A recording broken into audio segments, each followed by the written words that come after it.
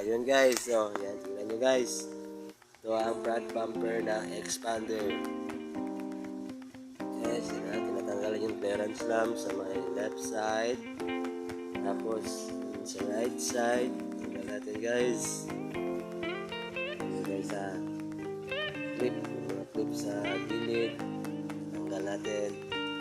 At sa ibabaw. At sa yung bolt sa gitna.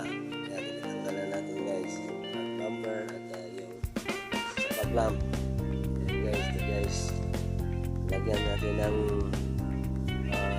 clamp guys para atake natin yung sa may left side ng front frame ng Xpander kasi disalign siya guys. Ayan, gamitan natin ng chin block, yung rat seat guys. Yung guys, kita nyo na guys kasi ayos pa guys, no? I-zoom in natin to guys. Kita nyo guys, yan guys, so, hinahatak na guys, unti-unti guys, yan, balik na siya sa dati guys. Tapos pupuk-pupuk, yan, pupuk-pupuk na din guys para hindi bumalik na natin. Yan, ito na guys. Tapos sinanggal na yung combination lamp ito guys.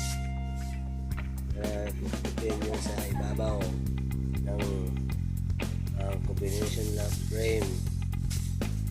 Then ayun siya Xpander guys.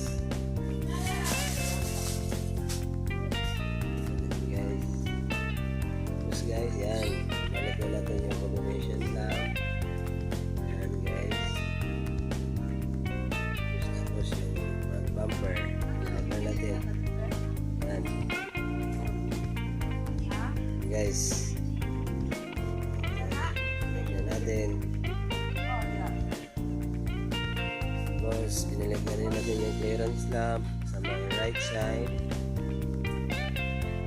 And tapos sa left side lagay ko, tapos ginawa ko